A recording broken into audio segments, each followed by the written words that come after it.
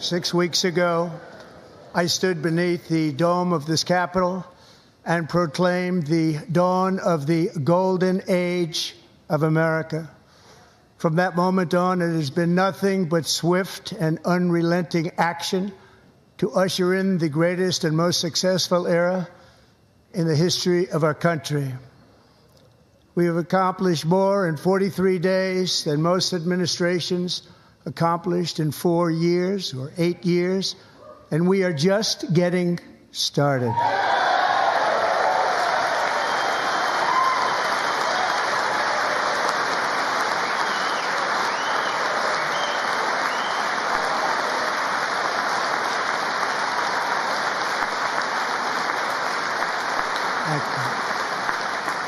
I return to this chamber tonight to report that America's momentum is back, our spirit is back, our pride is back, our confidence is back, and the American dream is surging bigger and better than ever before.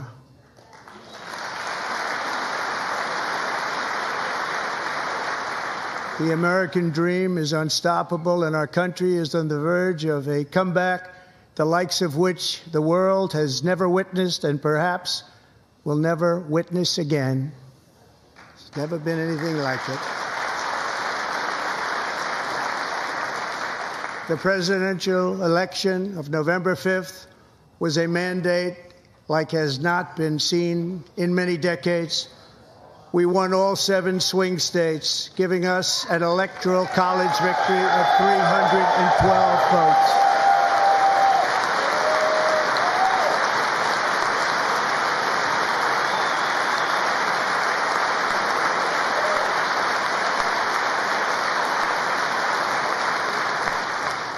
We won the popular vote by big numbers and won counties in our country.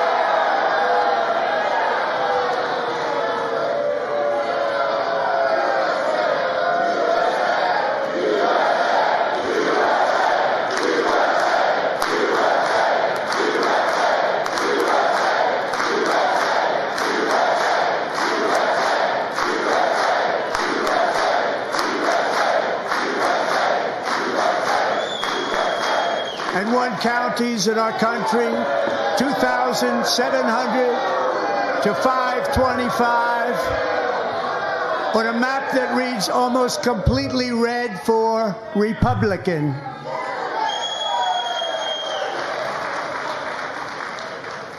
Now, for the first time in modern history, more Americans believe that our country is headed in the right direction than the wrong direction. In fact, it's an astonishing record, 27-point swing, the most ever.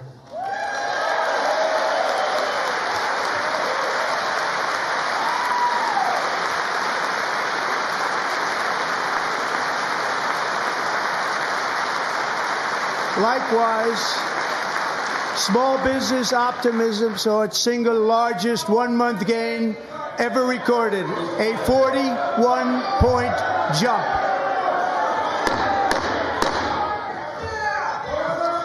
Members are directed to uphold and maintain decorum in the House and to cease any further disruptions. That's your warning.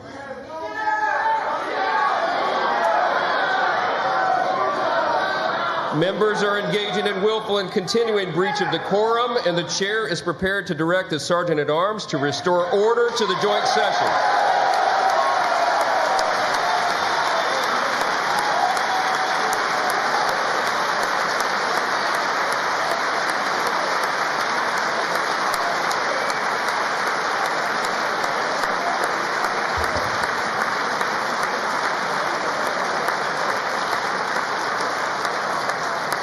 Mr. Green, take your seat. Take your seat, sir. Take your seat. Finding that members continue to engage in willful and concerted disruption of proper decorum, the chair now directs the Sergeant-at-Arms to restore order. Remove this gentleman from the chamber.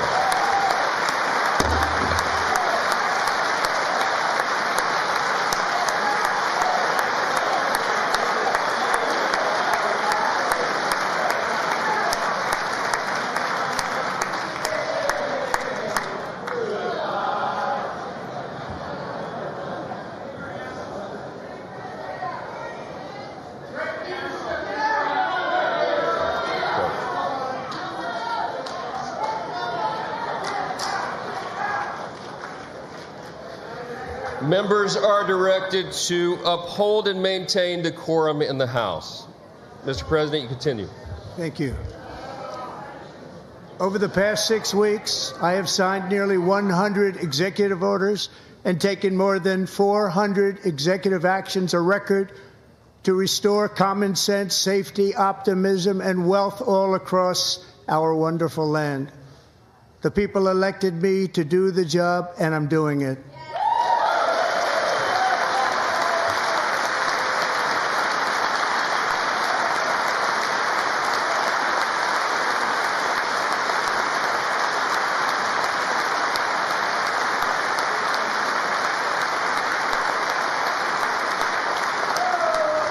In fact, it has been stated by many that the first month of our presidency, it's our presidency, is the most successful in the history of our nation. By many.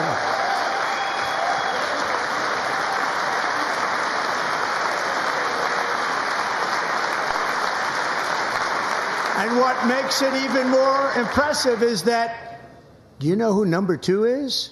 George Washington. How about that? How about it? I don't know about that list, but we'll take it. Within hours of taking the oath of office, I declared a national emergency on our southern border, and I deployed the U.S. military and Border Patrol to repel the invasion of our country. And what a job they've done. As a result, illegal border crossings last month were by far the lowest ever recorded, ever.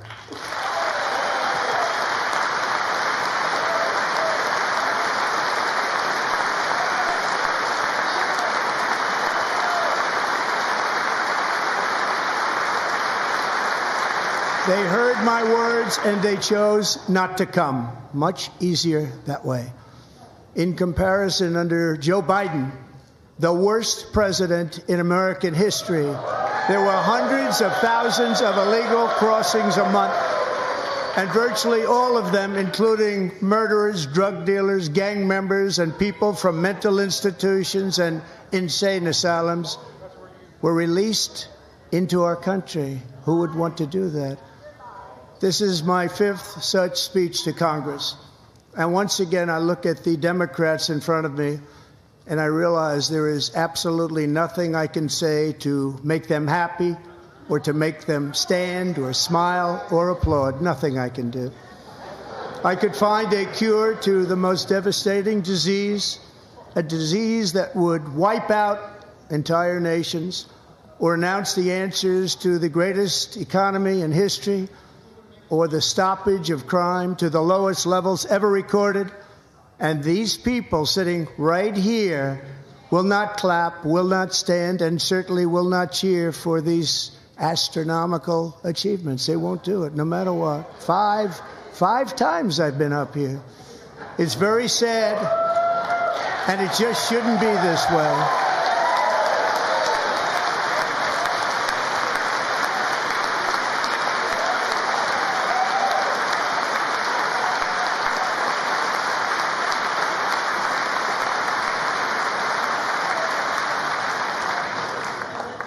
So Democrats sitting before me, for just this one night, why not join us in celebrating so many incredible wins for America? For the good of our nation, let's work together and let's truly make America great again.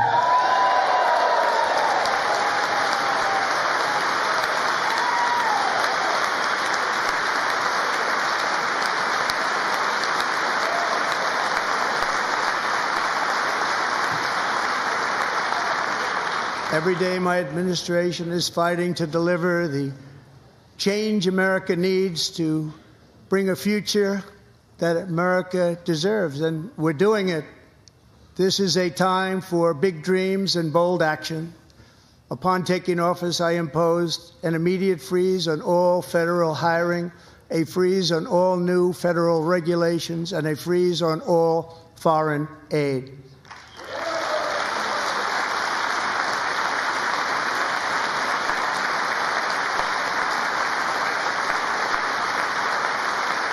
I terminated the ridiculous Green New Scam.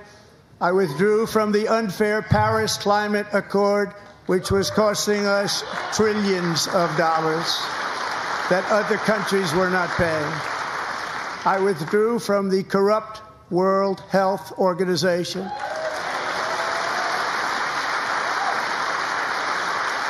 And I also withdrew from the anti-American UN Human Rights Council.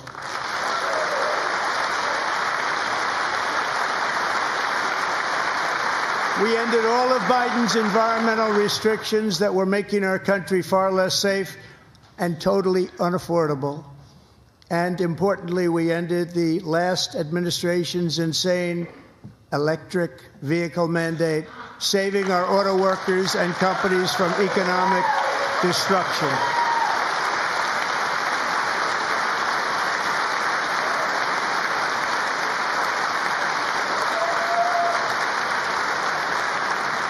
To unshackle our economy, I have directed that for every one new regulation, 10 old regulations must be eliminated, just like I did in my very successful first day.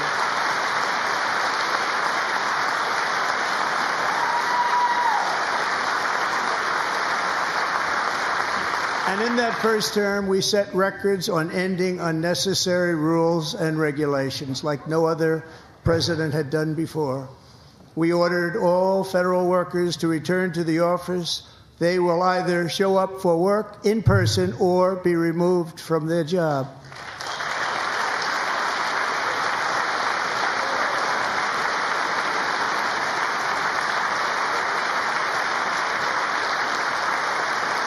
And we have ended weaponized government where, as an example, a sitting president is allowed to viciously prosecute his political opponent, like me.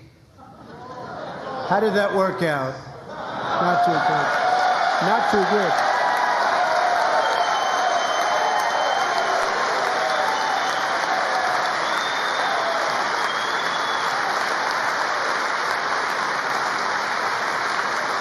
And I have stopped all government censorship and brought back free speech in America. It's back.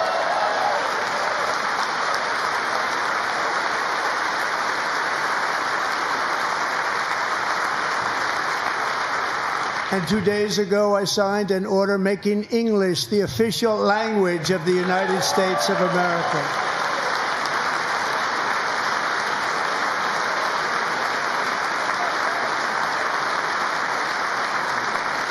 I renamed the Gulf of Mexico the Gulf of America.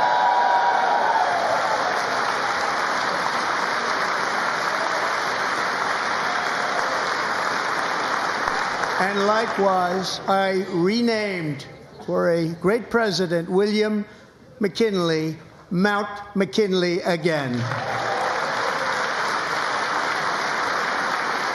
Beautiful Alaska. We love Alaska. We've ended the tyranny of so-called diversity, equity, and inclusion policies all across the entire federal government and indeed the private sector and our military. And our country will be woke no longer.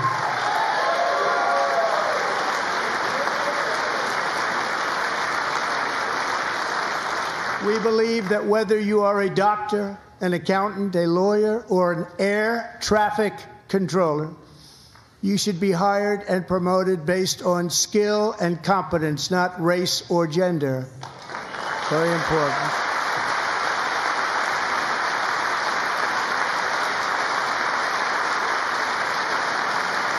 You should be hired based on merit. And the Supreme Court, in a brave and very powerful decision, has allowed us to do so. Thank you. Thank you very much. Thank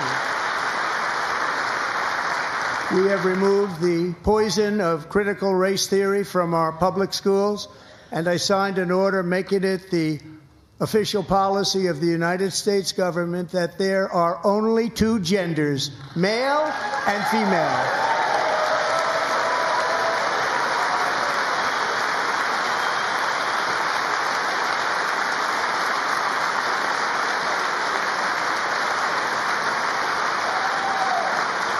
I also signed an executive order to ban men from playing in women's sports.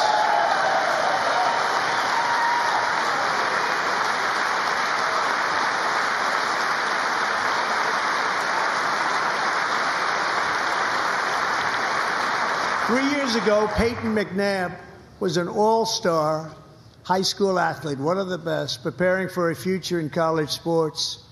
But when her girls' volleyball match was invaded by a male, he smashed the ball so hard in Peyton's face, causing traumatic brain injury, partially paralyzing her right side and ending her athletic career. It was a shot like she's never seen before. She's never seen anything like it.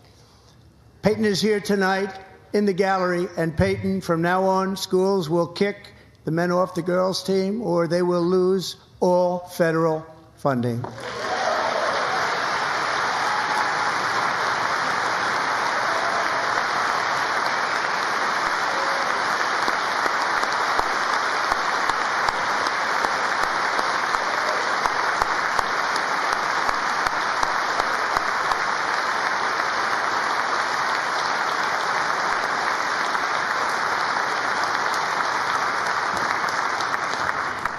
And if you really want to see numbers, just take a look at what happened in the women's boxing, weightlifting, track and field, swimming, or cycling, where a male recently finished a long-distance race 5 hours and 14 minutes ahead of a woman for a new record by 5 hours.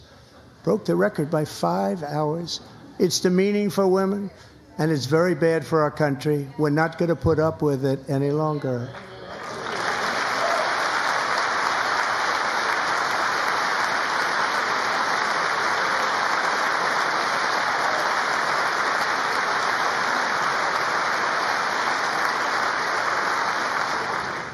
What I have just described is only a small fraction of the common sense revolution that is now, because of us, sweeping the entire world. Common sense has become a common theme, and we will never go back. Never. Never going to let that happen. Among my very highest priorities is to rescue our economy and get dramatic and immediate relief to working families. As you know, we inherited from the last administration an economic catastrophe and an inflation nightmare. Their policies drove up energy prices, pushed up grocery costs, and drove the necessities of life out of reach for millions and millions of Americans. They've never had anything like it. We suffered the worst inflation in 48 years, but perhaps even in the history of our country. They're not sure. As president, I'm fighting every day to reverse this damage and make America affordable again.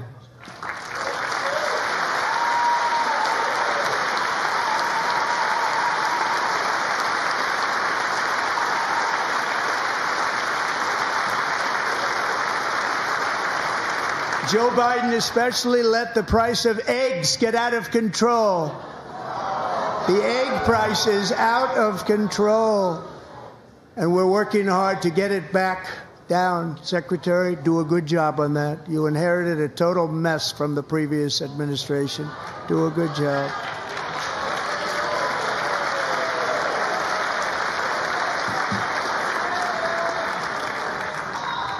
A major focus of our fight to defeat inflation is rapidly reducing the cost of energy. The previous administration cut the number of new oil and gas leases by 95%, slowed pipeline construction to a halt, and closed more than 100 power plants. We are opening up many of those power plants right now.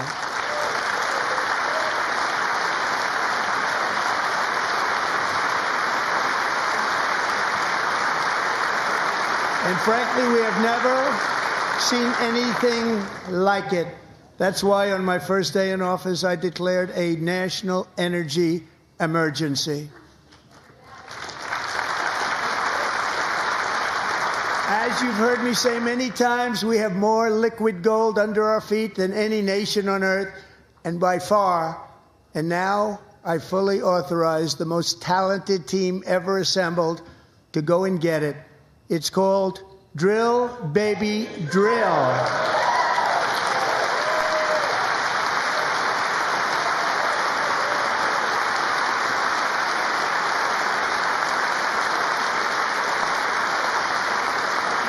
My administration is also working on a gigantic natural gas pipeline in Alaska, among the largest in the world, where Japan, South Korea, and other nations want to be our partner with investments of trillions of dollars each. There's never been anything like that one. It will be truly spectacular. It's all set to go. The permitting is gotten. And later this week, I will also take historic action to dramatically expand production of critical minerals and rare earths here in the USA.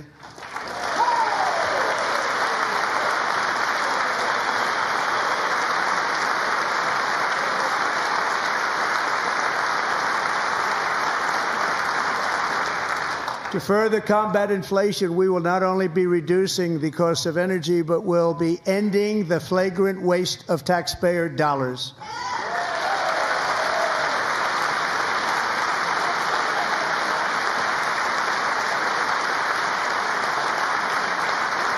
And to that end, I have created the brand new Department of Government Efficiency, DOGE.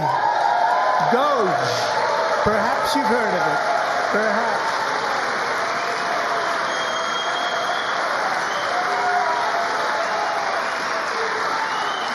Which is headed by Elon Musk, who is in the gallery tonight.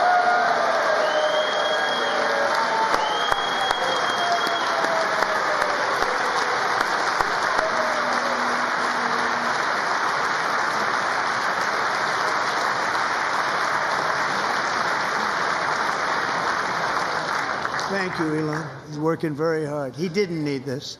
He didn't need this. Thank you very much. We appreciate it. Everybody here, even this side, appreciates it, I believe. They just don't want to admit that. Just listen to some of the appalling waste we have already identified. $22 billion from HHS to provide free housing and cars for illegal aliens. $45 million for diversity, equity, and inclusion scholarships in Burma. $40 million to improve the social and economic inclusion of sedentary migrants. Nobody knows what that is. $8 million to promote LGBTQI+ in the African nation of Lesotho, which nobody has ever heard of.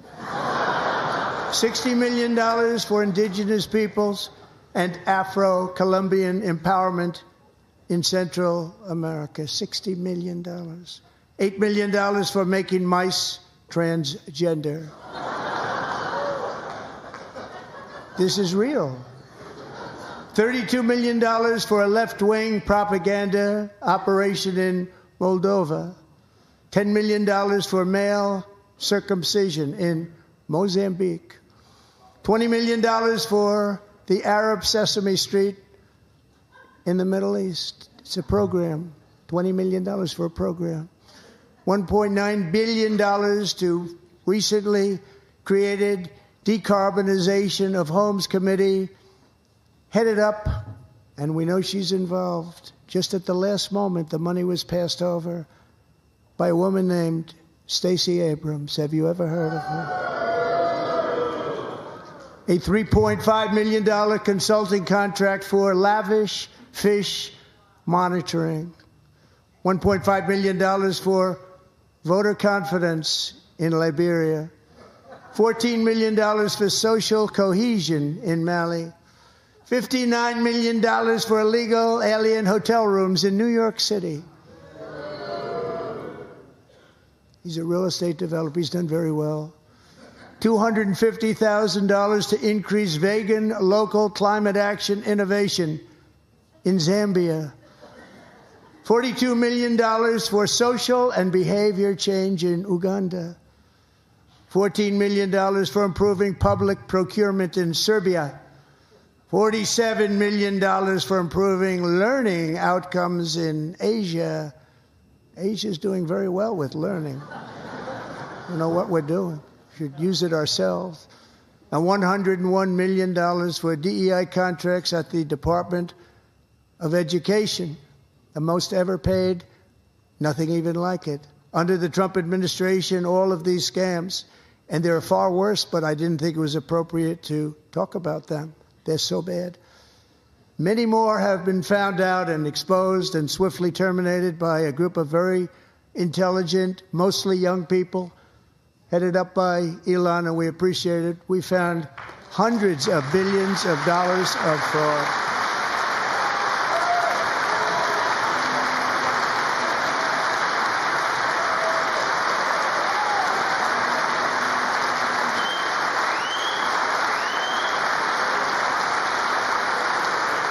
And we've taken back the money and reduced our debt to fight inflation and other things. Taking back a lot of that money. We got it just in time. This is just the beginning. The Government Accountability Office, a federal government office, has estimated annual fraud of over $500 billion in our nation, and we are working very hard to stop it. We're going to. We're also identifying shocking levels of incompetence and probable fraud in the Social Security program for our seniors, and that our seniors and people that we love rely on. Believe it or not, government databases list 4.7 million Social Security members from people aged 100 to 109 years old. It lists 3.6 million people from ages 110 to 119. I don't know any of them. I know some people that are rather elderly, but not quite that elderly. 3.47 million people from ages 120 to 129. 3.9 million people from ages 130 to 139. 3.5 million people from ages 140 to 149. And money is being paid to many of them. And we're searching right now. In fact, Pam, good luck. Good luck.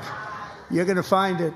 But a lot of money is paid out to people because it just keeps getting paid, and nobody does. And it really hurts Social Security and hurts our country. 1.3 million people from ages 150 to 159, and over 130,000 people, according to the Social Security databases, are age over 160 years old.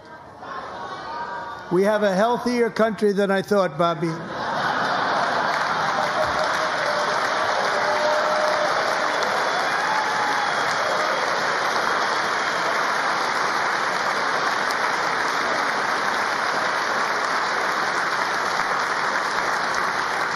Including, to finish, 1,039 people between the ages of 220 and 229, one person between the age of 240 and 249, and one person is listed at 360 years of age.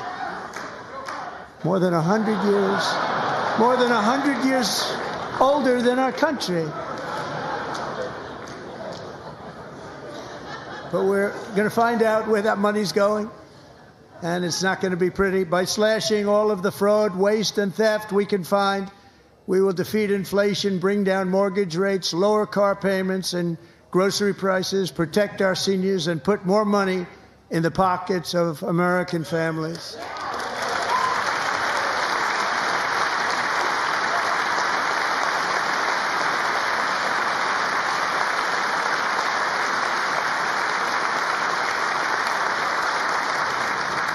And today, interest rates took a beautiful drop, big, beautiful drop. It's about time. And in the near future, I want to do what has not been done in 24 years, balance the federal budget. We're going to balance it.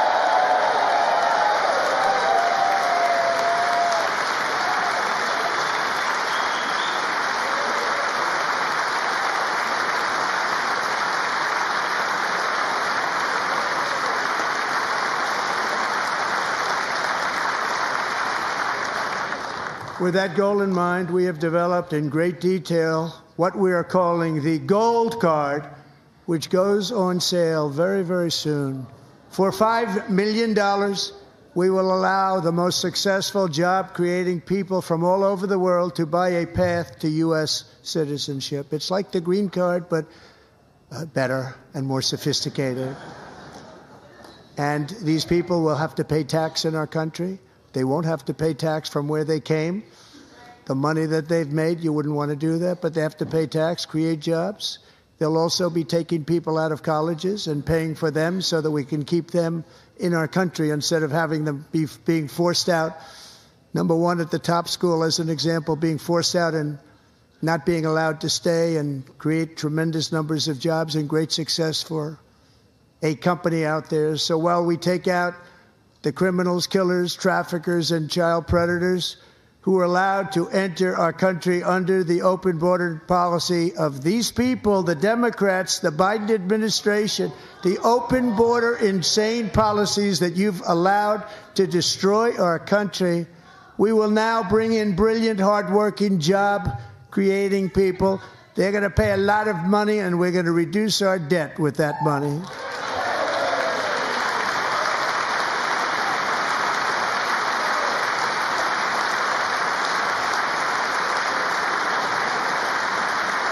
Americans have given us a mandate for bold and profound change. For nearly 100 years, the federal bureaucracy has grown until it has crushed our freedoms, ballooned our deficits, and held back America's potential in every possible way. The nation founded by pioneers and risk-takers now drowns under millions and millions of pages of regulations and debt. Approvals that should take 10 days to get instead take 10 years, 15 years, and even 20 years before you're rejected. Meanwhile, we have hundreds of thousands of federal workers who have not been showing up to work. My administration will reclaim power from this unaccountable bureaucracy, and we will restore true democracy to America again.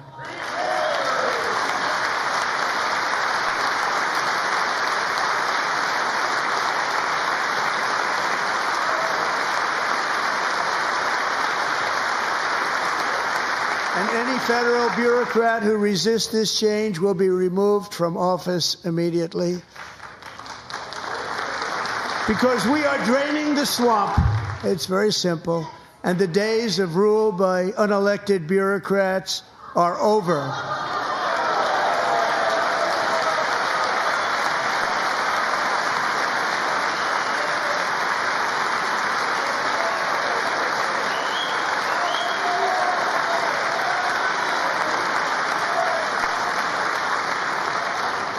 And the next phase of our plan to deliver the greatest economy in history is for this Congress to pass tax cuts for everybody. They're in there. They're waiting for you to vote.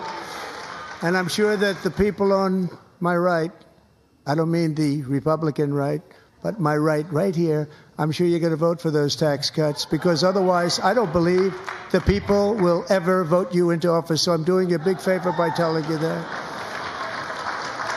But I know this group is going to be voting for the tax.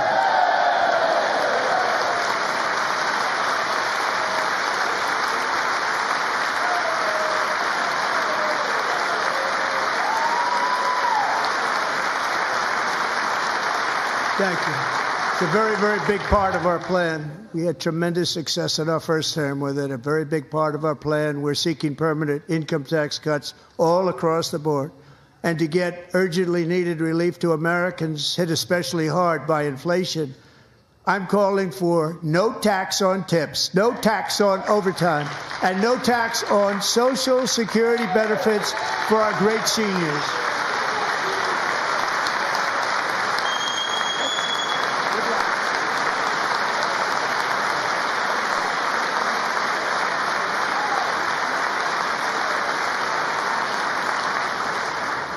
And I also want to make interest payments on car loans tax deductible, but only if the car is made in America.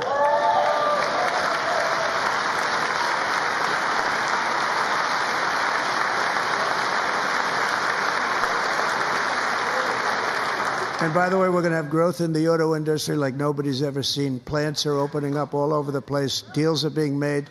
Never seen. That's a combination of the election win and tariffs. It's a beautiful word, isn't it? That, along with our other policies, will allow our auto industry to absolutely boom. It's going to boom. Spoke to the majors today, all three, the top people, and they're so excited. In fact, already numerous car companies have announced that they will be building massive automobile plants in America, with Honda just announcing a new plant in Indiana, one of the largest anywhere in the world.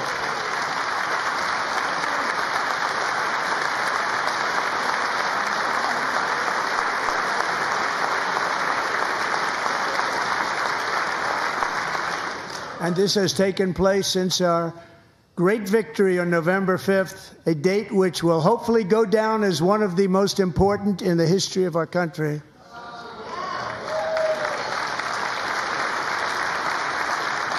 In addition, as part of our tax cuts, we want to cut taxes on domestic production and all manufacturing. And just as we did before, we will provide 100% expensing. It will be retroactive to January 20th, 2025. And it was one of the main reasons why our tax cuts were so successful in our first term, giving us the most successful economy in the history of our country. First term. We had a great first term.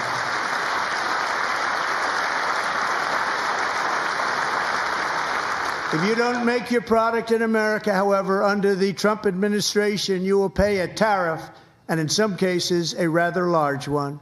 Other countries have used tariffs against us for decades, and now it's our turn to start using them against those other countries. On average, the European Union, China, Brazil, India, Mexico, and Canada, have you heard of them? And countless other nations charge us tremendously higher tariffs than we charge them. It's very unfair. India charges us auto tariffs higher than 100%. China's average tariff on our products is twice what we charge them. And South Korea's average tariff is 4 times higher. Think of that, 4 times higher. And we give so much help militarily and in so many other ways to South Korea. But that's what happens. This is happening by friend and foe. This system is not fair to the United States and never was. And so on April 2nd, I wanted to make it April 1st, but I didn't want to be accused of April Fool's Day. That's not, just one day cost us a lot of money. But we're going to do it in April. I'm a very superstitious person. April 2nd, reciprocal tariffs kick in. And whatever they tariff us, other countries, we will tariff them. That's reciprocal, back and forth. Whatever they tax us, we will tax them. If they do non-monetary tariffs to keep us out of their market, then we will do non-monetary barriers to keep them out of our market. There's a lot of that, too. They don't even allow us in their market. We will take in trillions and trillions of dollars and create jobs like we have never seen before. I did it with China and I did it with others, and the Biden administration couldn't do anything about it because there was so much money they couldn't do anything about it. We have been ripped off for decades by nearly every country on earth, and we will not let that happen any longer.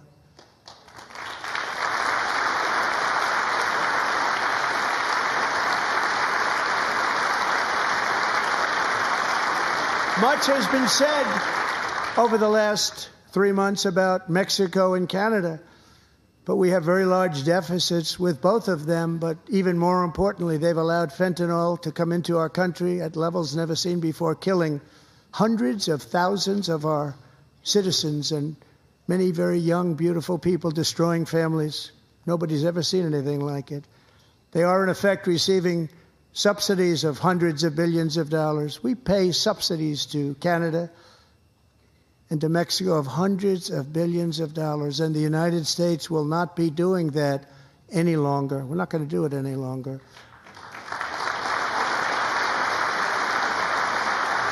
Thanks to our America First policies we're putting into place, we have had $1.7 trillion of new investment in America in just the past few weeks. The combination of the election and our economic policies that people of SoftBank, one of the most brilliant anywhere in the world, announced a $200 billion investment. OpenAI and Oracle, Larry Ellison, announced $500 billion investment, which they wouldn't have done if Kamala had won. Apple announced $500 billion investment. Tim Cook called me. He said, I cannot spend it fast enough. It's going to be much higher than that, I believe. They'll be building their plants here instead of in China. And just yesterday, Taiwan Semiconductor, the biggest in the world, most powerful in the world, has a tremendous amount, 97% of the market, announced a $165 billion investment to build the most powerful chips on earth right here in the USA.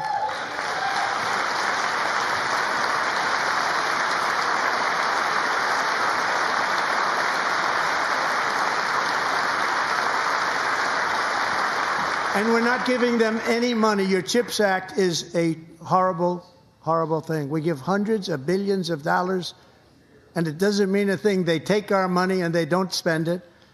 All that meant to them, we're giving them no money. All that was important to them was they didn't want to pay the tariffs, so they came and they're building, and many other companies are coming. We don't have to give them money.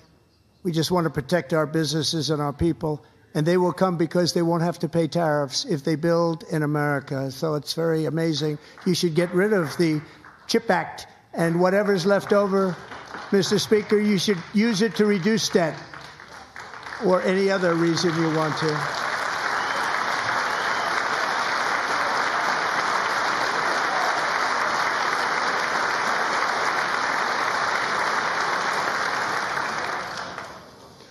Our new trade policy will also be great for the American farmer. I love the farmer.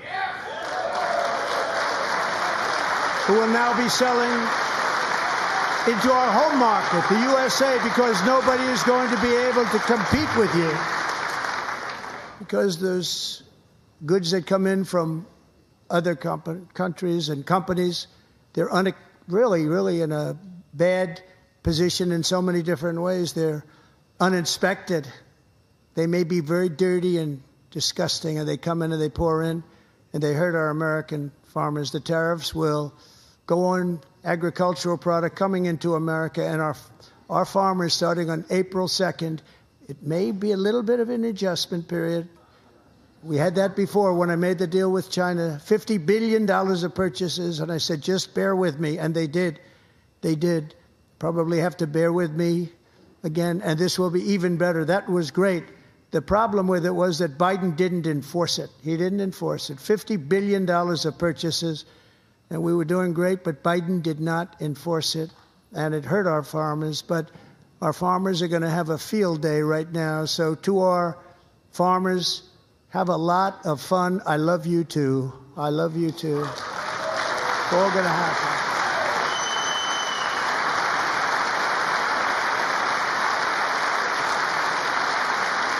And I have also imposed a 25% tariff on foreign aluminum, copper, lumber, and steel, because if we don't have, as an example, steel and lots of other things, we don't have a military, and frankly, we just won't have a country very long. Here today is a proud American steelworker, fantastic person from Decatur, Alabama, Jeff Denard. Has been working at the same steel plant for 27 years in a job that has allowed him to serve as the captain of his local volunteer fire department, raise 7 children with his beautiful wife, Nicole, and over the years provide a loving home for more than 40 foster children. So great, Jeff.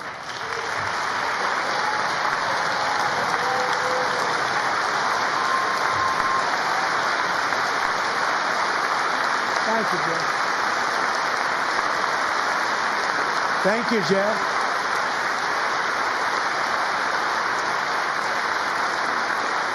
Stories like Jeff's remind us that tariffs are not just about protecting American jobs. They're about protecting the soul of our country. Tariffs are about making America rich again and making America great again, and it's happening, and it will happen rather quickly. There'll be a little disturbance, but we're okay with that. It won't be much. No, you're not. Oh. And look where Biden took us, very low, the lowest we've ever been. Jeff, I want to thank you very much. And I also want to recognize another person who has devoted herself to foster care community. She works so hard on it. A very loving person, our magnificent First Lady of the United States.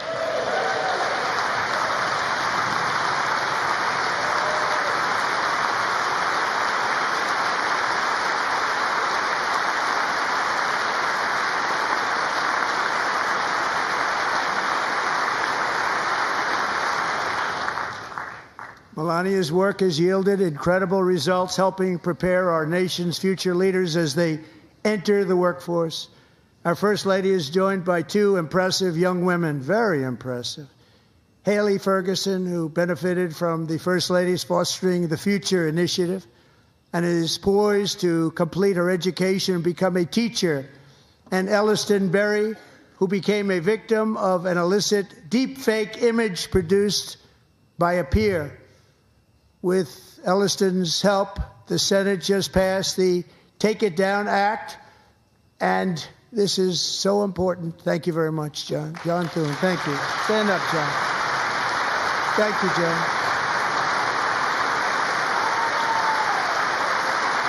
Thank you all very much.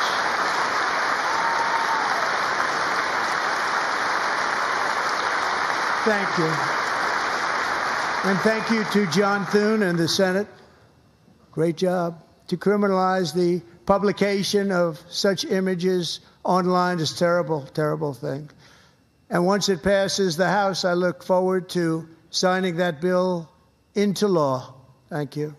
And I'm going to use that bill for myself, too, if you don't mind. Because nobody gets treated worse than I do online. Nobody. That's great. Thank you very much to the Senate. Thank you. But if we truly care about protecting Americans' children, no step is more crucial than securing America's borders. Over the past 4 years, 21 million people poured into the United States. Many of them were murderers, human traffickers, gang members, and other criminals from the streets of dangerous cities all throughout the world. Because of Joe Biden's insane and very dangerous open border policies, they are now strongly embedded in our country, but we are getting them out and getting them out fast.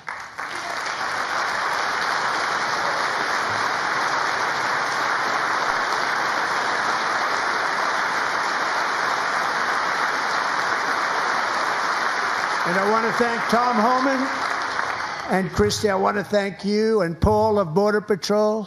I want to thank you. What a job they've all done. Everybody, Border Patrol, ICE, law enforcement in general is incredible. We have to take care of our law enforcement.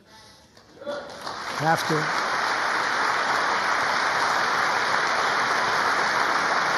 Last year,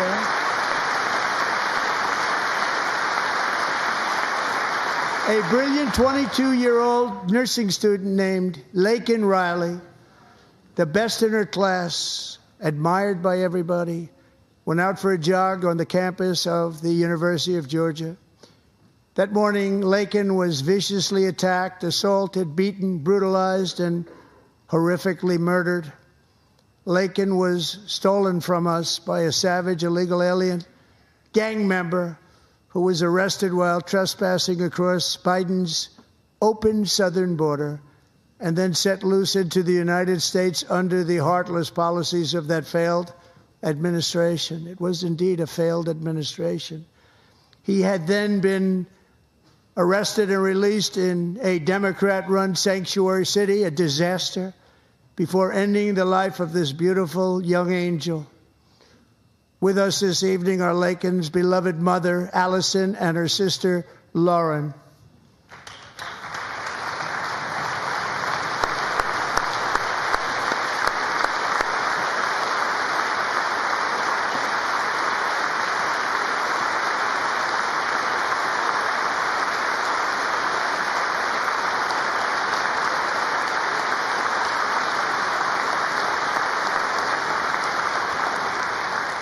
Last year, I told Laken's grieving parents that we would ensure their daughter would not have died in vain.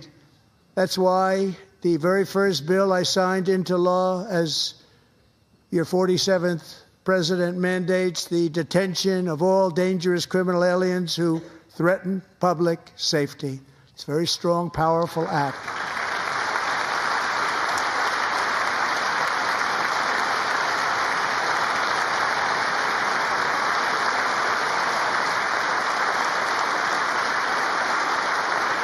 It's called the Laken-Riley Act. So Allison and Lauren, America will never, ever forget our beautiful Laken Hope Riley.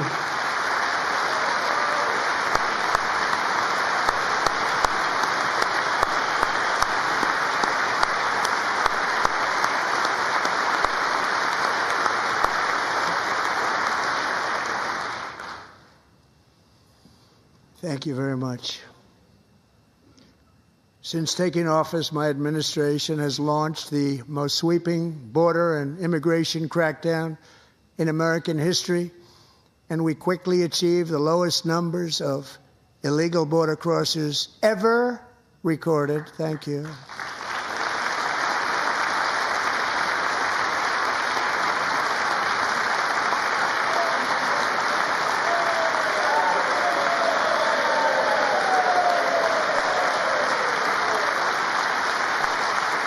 The media and our friends in the Democrat Party kept saying we needed new legislation. We must have legislation to secure the border.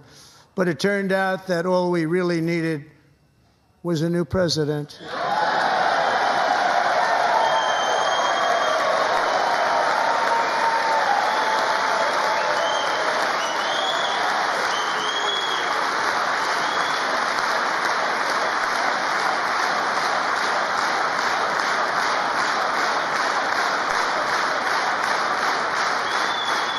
Thank you. Joe Biden didn't just open our borders. He flew illegal aliens over them to overwhelm our schools, hospitals, and communities throughout the country. Entire towns like Aurora, Colorado, and Springfield, Ohio, buckled under the weight of the migrant occupation and corruption like nobody's ever seen before. Beautiful towns destroyed. Now, just as I promised in my inaugural address, we are achieving the great liberation of America.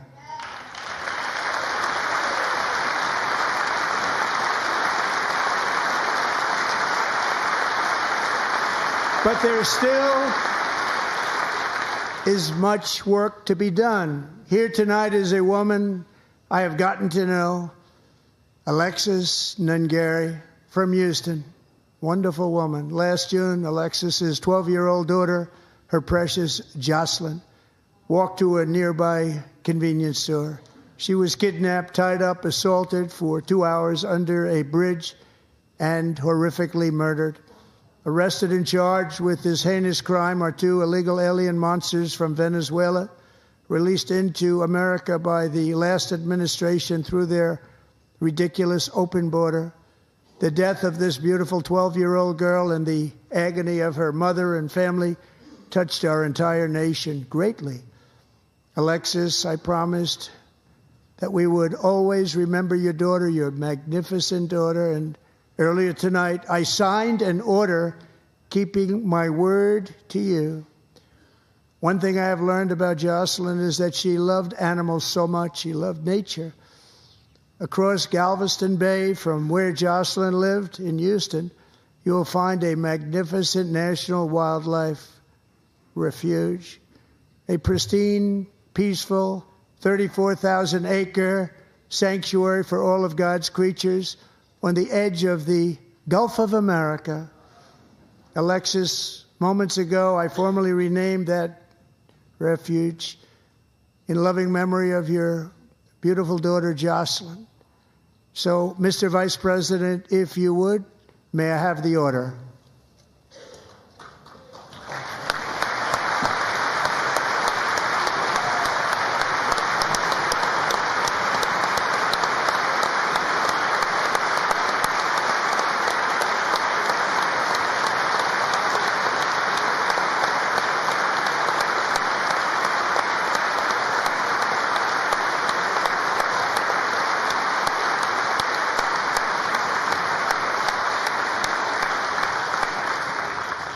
Thank you very much. All three savages charged with Jocelyn and Lakin's murders were members of the Venezuelan prison gang, the toughest gang, they say, in the world, known as Tren de Aragua. 2 weeks ago, I officially designated this gang, along with MS-13 and the bloodthirsty Mexican drug cartels, as foreign terrorist organizations.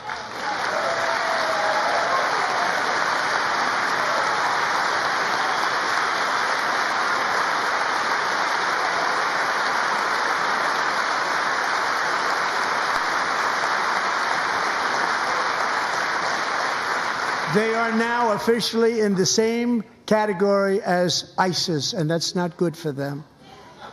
Countless thousands of these terrorists were welcomed into the U.S. by the Biden administration. But now every last one will be rounded up and forcibly removed from our country, or, if they're too dangerous, put in jails, standing trial in this country, because we don't want them to come back ever. With us this evening is a warrior on the front lines of that battle, Border Patrol Agent Roberto Ortiz. Great guy.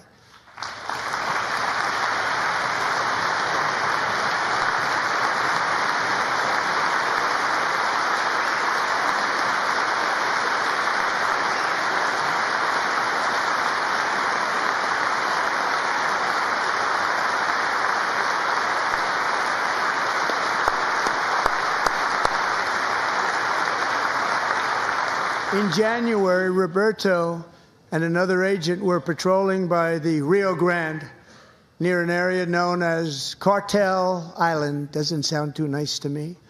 When heavily armed gunmen started shooting at them, Roberto saw that his partner was totally exposed, at great danger, and he leapt into action, returning fire and providing crucial seconds for his fellow agent to seek safety, just barely.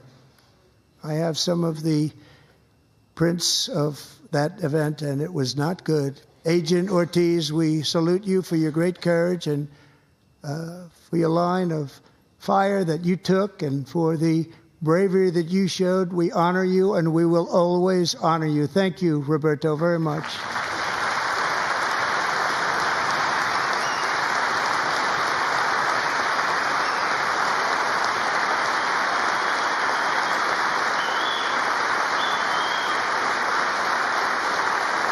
Thank you, Roberto. And I actually got to know him on my many calls to the border. He's a great gentleman. The territory to the immediate south of our border is now dominated entirely by criminal cartels that murder, rape, torture, and exercise total control. They have total control over a whole nation, posing a grave threat to our national security. The cartels are waging war on America, and it's time for America to wage war on the cartels, which we are doing.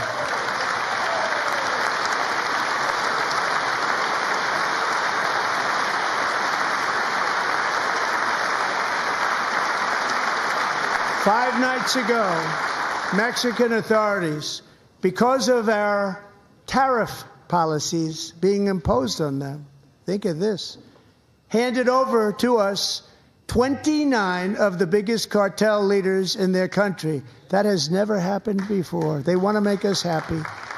First time ever. But we need Mexico and Canada to do much more than they've done, and they have to stop the fentanyl and drugs pouring into the USA. They're going to stop it. I have sent Congress a detailed funding request laying out exactly how we will eliminate these threats to protect our homeland and complete the largest deportation operation in American history, larger even than current record holder President Dwight D. Eisenhower, a moderate man, but someone who believed very strongly in borders. Americans expect Congress to send me this funding without delay so I can sign it into law. So, Mr. Speaker, John Thune, both of you, I hope you're going to be able to do that, Mr. Speaker. Thank you. Mr. Leader, thank you. Thank you very much. And let's get it to me. I'll sign it so fast, you won't even believe it.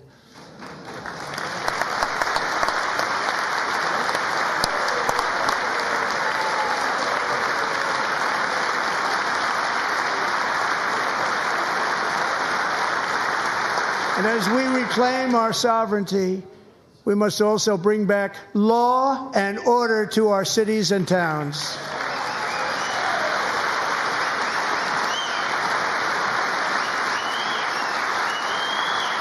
In recent years, our justice system has been turned upside down by radical left lunatics.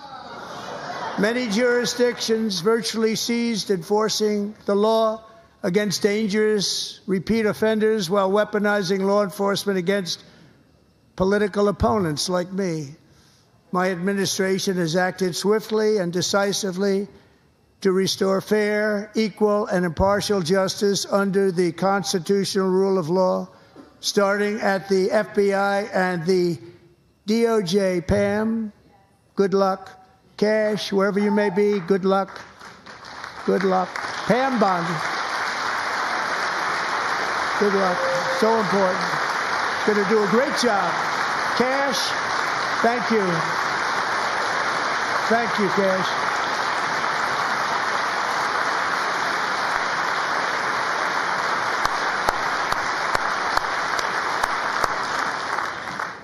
They've already started very strong. They're going to do a fantastic job. You're going to be very proud of them. We're also once again giving our police officers the support, protection, and respect they so dearly deserve. They have to get it. They have such a hard, dangerous job, but we're going to make it less dangerous. The problem is the bad guys don't respect the law, but they're starting to respect it, and they soon will respect it. This also includes our great fire departments throughout the country. Our firemen and women are unbelievable people, and we'll never forget them. And besides that, they voted for me in record numbers, so I have no choice.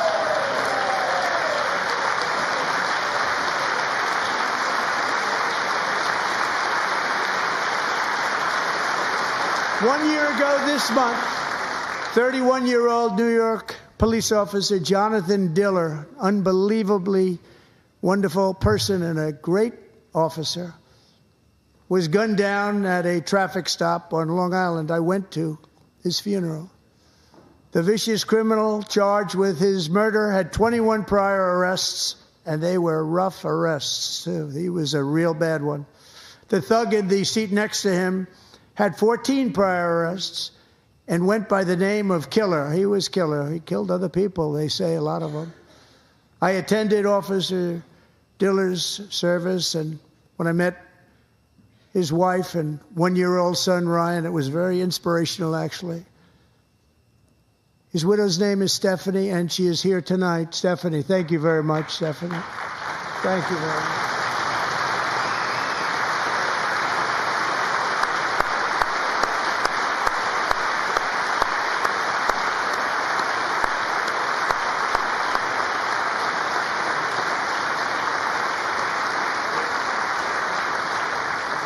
Stephanie, we're going to make sure that Ryan knows his dad was a true hero, New York's finest, and we're going to get these cold-blooded killers and repeat offenders off our streets, and we're going to do it fast. Got to stop it. They get out with 28 arrests. They push people into subway trains. They hit people over the head, back of the head with baseball bats. We got to get them out of here. I've already signed an executive order requiring a mandatory death penalty for anyone who murders a police officer, and tonight I'm asking Congress to pass that policy into permanent law.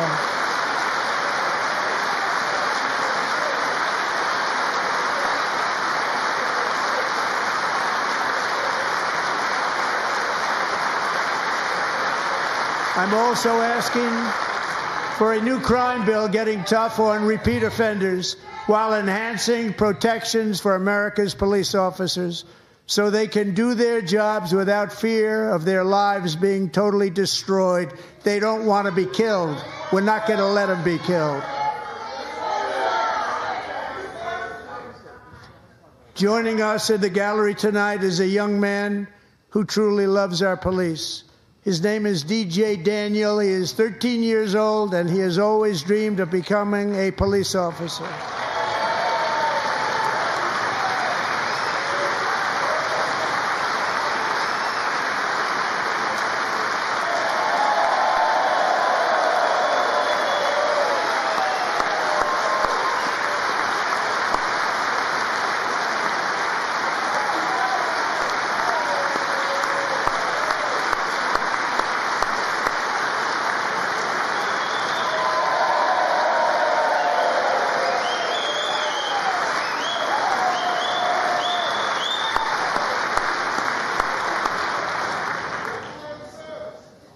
But in 2018, DJ was diagnosed with brain cancer. The doctors gave him 5 months at most to live. That was more than 6 years ago.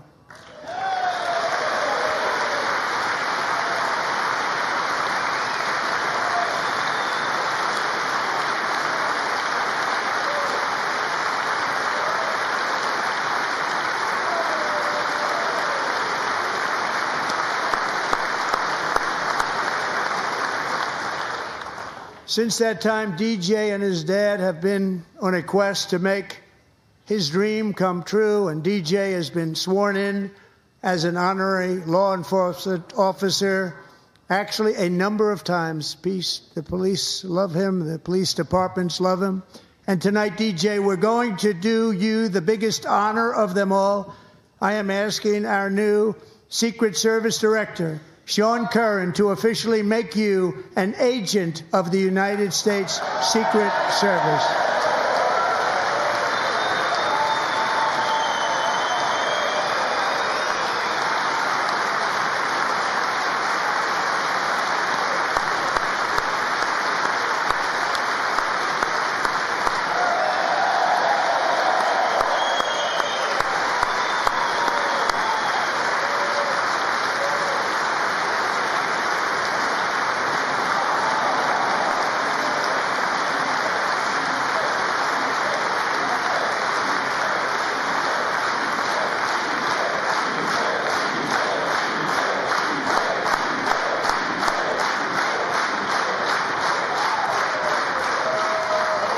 Thank you, DJ. DJ's doctors believe his cancer likely came from a chemical he was exposed to when he was younger. Since 1975, rates of child cancer have increased by more than 40%. Reversing this trend is one of the top priorities for our new presidential commission to make America healthy again, chaired by our new Secretary of Health and Human Services, Robert F. Kennedy, Jr.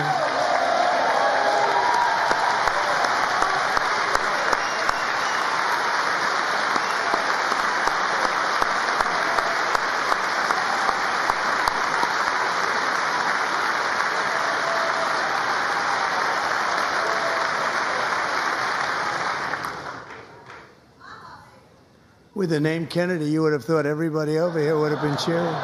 How quickly they forget. Our goal is to get toxins out of our environment, poisons out of our food supply, and keep our children healthy and strong. As an example, not long ago, and you can't even believe these numbers, 1 in 10,000 children had autism, 1 in 10,000. And now it's 1 in 36. There's something wrong. 1 in 36. Think of that. So we're going to find out what it is, and there's nobody better than Bobby and all of the people that are working with you. You have the best to figure out what is going on. Okay, Bobby? Good luck. It's a very important job. Thank you.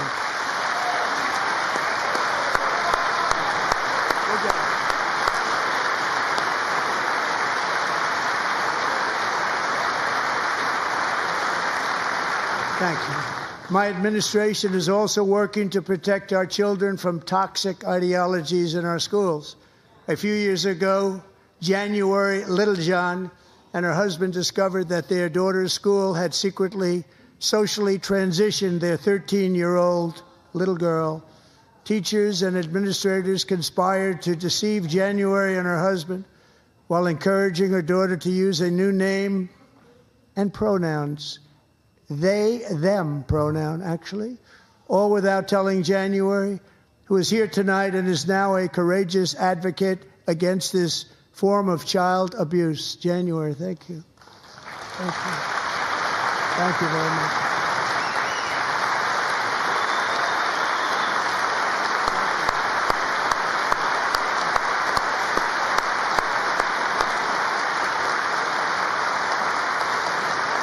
Thank you. Stories like this are why, shortly after taking office, I signed an executive order banning public schools from indoctrinating our children with transgender ideology.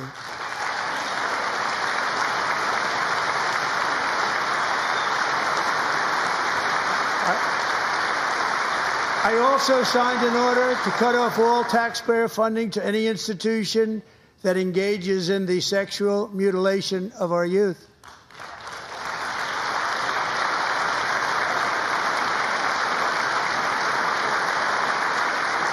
And now I want Congress to pass a bill permanently banning and criminalizing sex changes on children and forever ending the lie that any child is trapped in the wrong body. This is a big lie.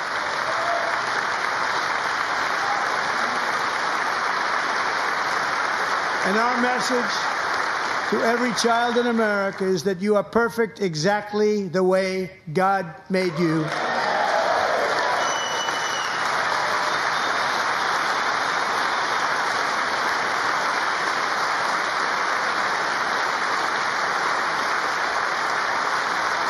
Because we're getting wokeness out of our schools and out of our military, and it's already out, and it's out of our society. We don't want it. Wokeness is trouble. Wokeness is bad. It's gone. It's gone. And we feel so much better for it, don't we? Don't we feel better? Our service members won't be activists and ideologues. They will be fighters and warriors. They will fight for our country. And Pete, congratulations. Secretary of Defense, congratulations.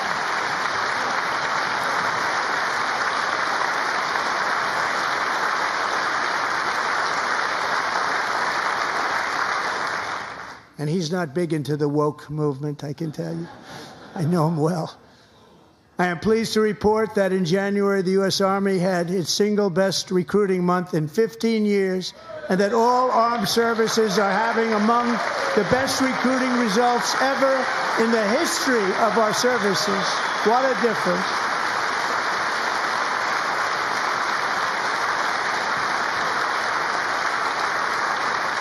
And you know, it was just a few months ago where the results were exactly the opposite. We couldn't recruit anywhere. We couldn't recruit. Now we're having the best results just about that we've ever had. What a tremendous turnaround. It's really a beautiful thing to see. People love our country again. It's very simple. They love our country, and they love being in our military again. So it's a great thing, and thank you very much. Great job. Thank you.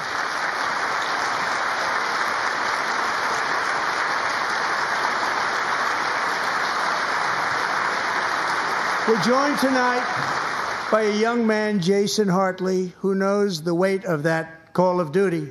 Jason's father, grandfather, and great-grandfather all wore the uniform. Jason tragically lost his dad, who was also a Los Angeles County Sheriff's deputy when he was just a boy, and now he wants to carry on the family legacy of service. Jason is a senior in high school, a 6-letter varsity athlete, a really good athlete, they say, a brilliant student with a 4.46, that's good, GPA. And his greatest dream is to attend the U.S. Military Academy at West Point.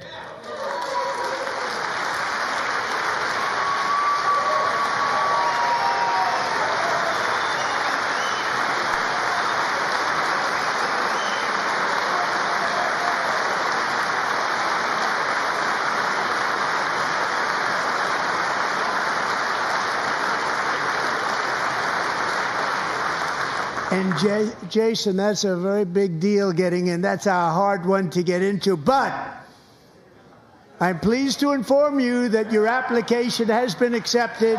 You will soon be joining the Corps of Cadets.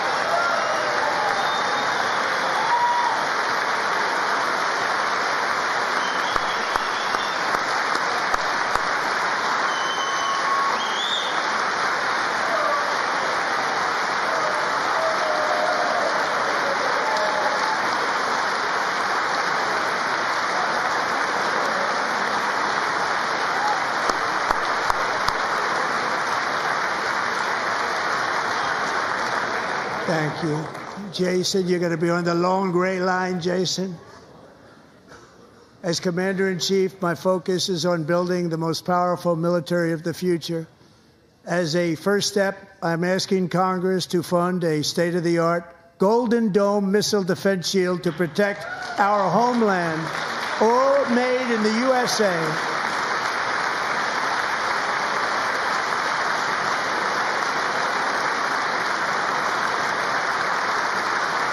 And Ronald Reagan wanted to do it long ago, but the technology just wasn't there, not even close. But now we have the technology. It's incredible, actually.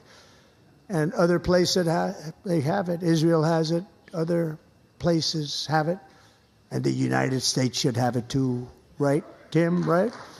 They should have it too. So I want to thank you. But it's a very, very important. This is a very dangerous world. We should have it. We want to be protected, and we're going to protect our citizens like never before. To boost our defense industrial base, we are also going to resurrect the American shipbuilding industry, including commercial shipbuilding and military shipbuilding.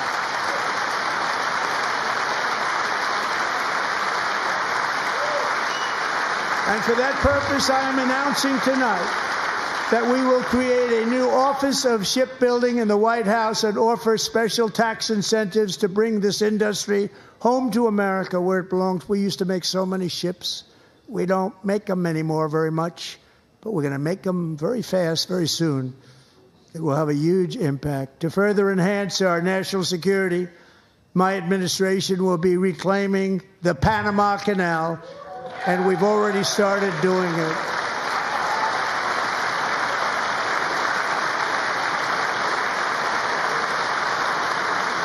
Just today, a large American company announced they are buying both ports around the Panama Canal and lots of other things having to do with the Panama Canal and a couple of other canals. The Panama Canal was built by Americans for Americans, not for others, but others could use it. But it was built at tremendous cost of American blood and treasure. 38,000 workers died building the Panama Canal. They died of malaria. They died of snake bites and mosquitoes. Not a nice place to work. They paid them very highly to go there, knowing there was a 25% chance that they would die. The most expensive project also that was ever built in our country's history, if you bring it up to modern day costs. It was given away by the Carter administration for $1. But that agreement has been violated very severely. We didn't give it to China. We gave it to Panama, and we're taking it back.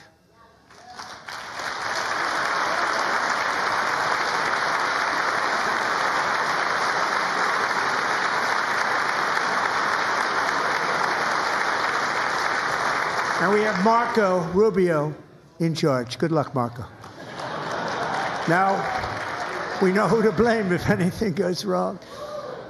Marco's been amazing, and he's going to do a great job.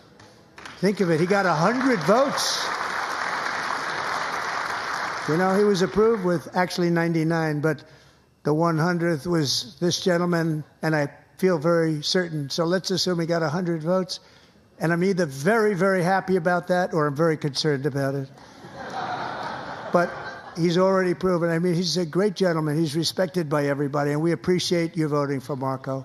He's going to do a fantastic job. Thank you. Thank you. He's doing a great job. Great job. And I also have a message tonight for the incredible people of Greenland. We strongly support your right to determine your own future. And if you choose, we welcome you into the United States of America. We need Greenland for national security and even international security, and we're working with everybody involved to try and get it. But we need it really for international world security, and I think we're going to get it. One way or the other, we're going to get it. We will keep you safe. We will make you rich, and together we will take Greenland to heights like you have never thought possible before. It's a very small population, but very, very large piece of land and very, very important for military security. America is once again standing strong against the forces of radical Islamic terrorism.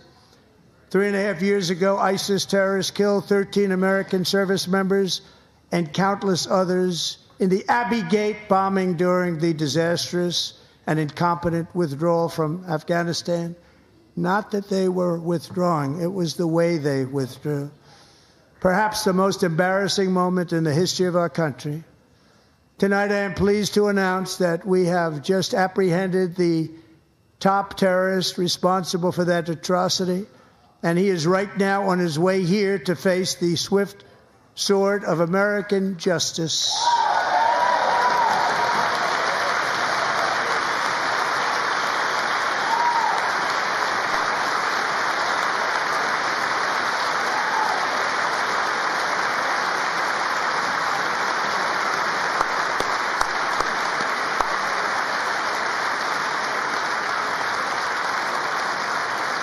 And I want to thank especially the government of Pakistan for helping arrest this monster. This was a very momentous day for those 13 families who I actually got to know very well, most of them, whose children were murdered, and the many people that were so badly, over 42 people, so badly injured on that fateful day in Afghanistan. What a horrible day. Such incompetence was shown. That when Putin saw what happened, I guess he said, wow, maybe this is my chance. That's how bad it was. Should have never happened. Grossly incompetent people. I spoke to many of the parents and loved ones, and they're all in our hearts tonight. Just spoke to them on the phone. We had a big call. Every one of them called, and everybody was on the line, and they did nothing but cry with happiness. They were very happy, as happy as you can be under those circumstances. Their child, brother, sister, son, daughter was killed for no reason whatsoever. In the Middle East, we're bringing back our hostages from Gaza. In my first term, we achieved one of the most groundbreaking peace agreements in generations, the Abraham Accords.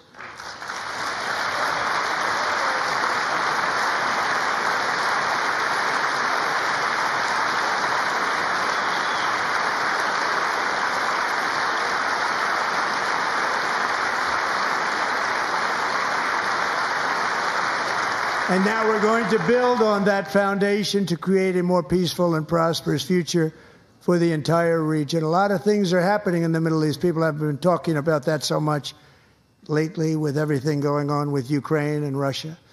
But a lot of things are happening in the Middle East. It's a rough neighborhood, actually. I'm also working tirelessly to end the savage conflict in Ukraine. Millions of Ukrainians and Russians have been needlessly killed or wounded in this horrific and brutal conflict with no end in sight. The United States has sent hundreds of billions of dollars to support Ukraine's defense with no security, with no anything.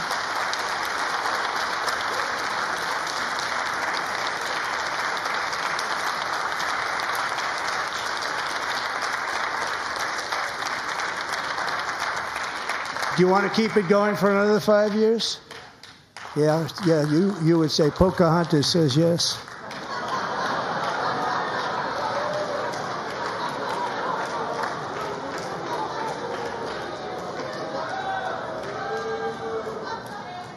$2,000 people are being killed every single week. More than that. They're Russian young people. They're Ukrainian young people. They're not Americans. But I want it to stop. Meanwhile, Europe has sadly spent more money buying Russian oil and gas than they have spent on defending Ukraine, by far. Think of that. They've spent more buying Russian oil and gas than they have defending. And we've spent perhaps $350 billion, like taking candy from a baby. That's what happened. And they've spent $100 billion. What a difference that is. And we have an ocean separating us, and they don't. But we're getting along very well with them, and lots of good things are happening. Biden has authorized more money in this fight than Europe has spent by billions and billions of dollars. It's hard to believe that they wouldn't have stopped it and said at some point, come on, let's equalize. You got to be equal to us. But that didn't happen. Earlier today, I received an important letter from President Zelensky of Ukraine. The letter reads, Ukraine is ready to come to the negotiating table as soon as possible to bring lasting peace closer. Nobody wants peace more than the Ukrainians, he said. My team and I stand ready to work under President Trump's strong leadership to get a peace that lasts. We do really value how much America has done to help Ukraine maintain its sovereignty and independence. Regarding the agreement on minerals and security, Ukraine is ready to sign it at any time that is convenient for you. I appreciate that he sent this letter, just got it a little while ago. Simultaneously, we've had serious discussions with Russia and have received strong signals that they are ready for peace. Wouldn't that be beautiful? Wouldn't that be beautiful?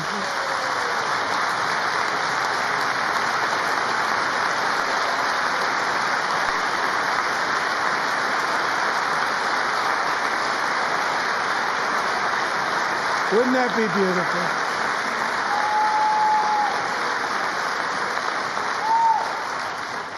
It's time to stop this madness. It's time to halt the killing.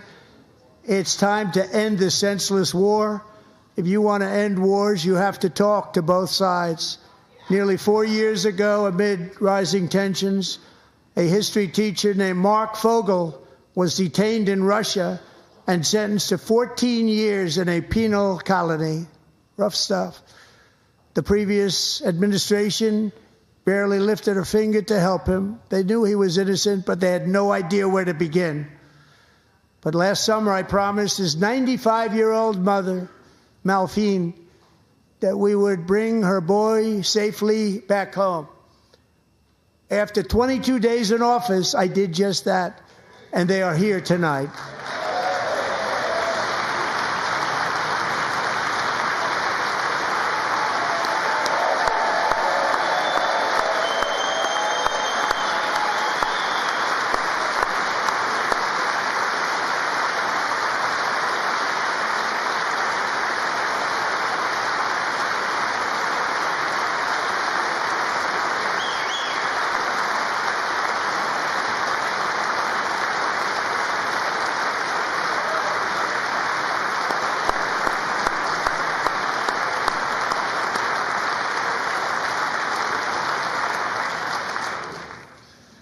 To Mark and his great mom, we are delighted to have you safe and sound and with us. As fate would have it, Mark Fogel was born in a small rural town in Butler, Pennsylvania. Have you heard of it? Where his mother has lived for the past 78 years. I just happened to go there last July 13th for a rally.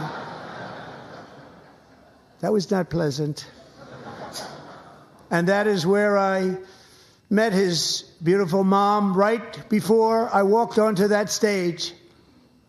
And I told her I would not forget what she said about her son. And I never did I? Never forgot.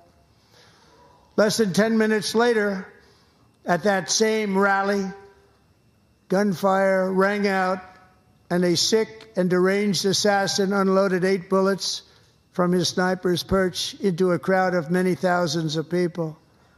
My life was saved by a fraction of an inch, but some were not so lucky. Corey Comparator was a firefighter, a veteran, a Christian, a husband, a devoted father, and above all, a protector.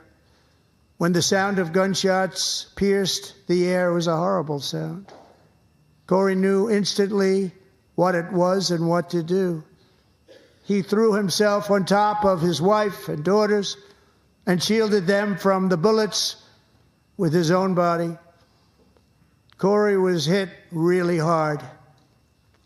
You know the story from there. He sacrificed his life to save theirs. 2 others, very fine people, were also seriously hit. But thankfully, with the help of 2 great country doctors, we thought they were gone and they were saved. So those doctors had great talent. We're joined by Corey's wife, Helen, who was his high school sweetheart, and their two beloved daughters, Allison and Kaylee. Thank you.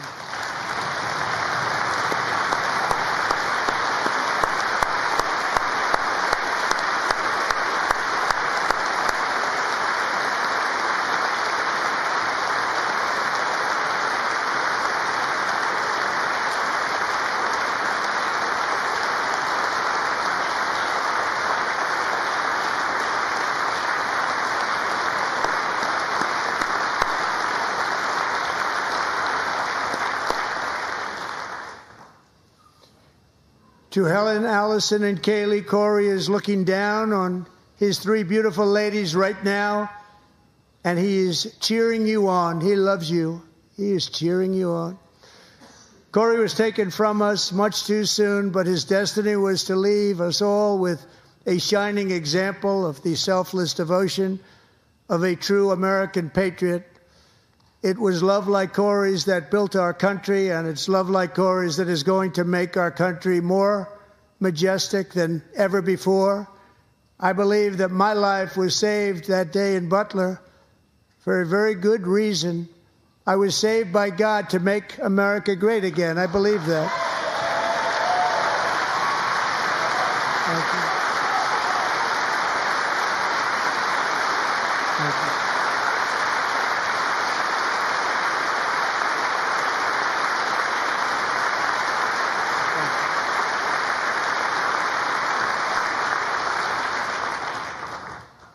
Thank you very much. From the patriots of Lexington and Concord to the heroes of Gettysburg and Normandy, from the warriors who crossed the Delaware to the trailblazers who climbed the Rockies, and from the legends who soared at Kitty Hawk to the astronauts who touched the moon, Americans have always been the people who defied all odds, transcended all dangers, made the most extraordinary sacrifices, and did whatever it took to defend our children, our country, and our freedom. And as we have seen in this chamber tonight, that same strength, faith, love, and spirit is still alive and thriving in the hearts of the American people. Despite the best efforts of those who would try to censor us, silence us, break us, destroy us, Americans are today a proud, free, sovereign, and independent nation that will always be free, and we will fight for it till death. We will never let anything happen to our beloved country, because we are a country of doers, dreamers, fighters, and survivors. Our ancestors crossed a vast ocean, strode into the unknown wilderness, and carved their fortunes from the rock and soil of a perilous and very dangerous frontier. They chased our destiny across a boundless continent.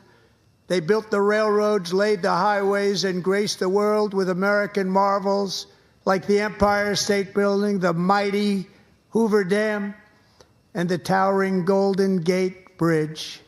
They lit the world with electricity, broke free of the force of gravity, fired up the engines of American industry, vanquished the communists, fascists, and Marxists all over the world, and gave us countless modern wonders sculptured out of iron, glass, and steel. We stand on the shoulders of these pioneers who won and built the modern age, these workers who poured their sweat into the skylines of our cities, these warriors who shed their blood on fields of battle and gave everything they had for our rights and for our freedom. Now it is our time to take up the righteous cause of American liberty. And it is our turn to take America's destiny into our own hands and begin the most thrilling days in the history of our country. This will be our greatest era. With God's help, over the next 4 years, we are going to lead this nation even higher. And we are going to forge the freest, most advanced, most dynamic, and most dominant civilization ever to exist on the face of this earth. We are going to create the highest quality of life, build the safest and wealthiest and healthiest and most vital communities anywhere in the world. We are going to conquer the vast frontiers of science, and we are going to lead humanity into space and plant the American flag on the planet Mars and even far beyond.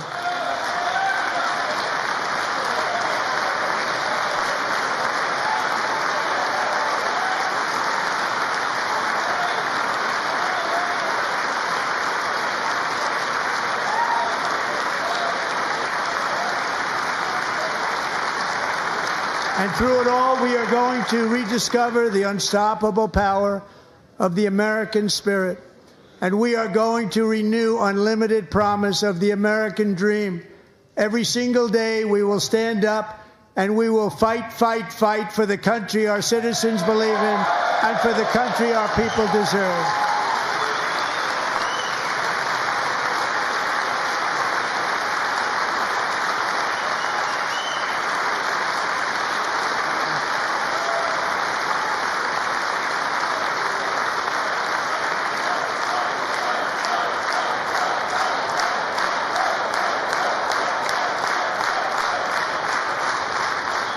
My fellow Americans, get ready for an incredible future, because the golden age of America has only just begun.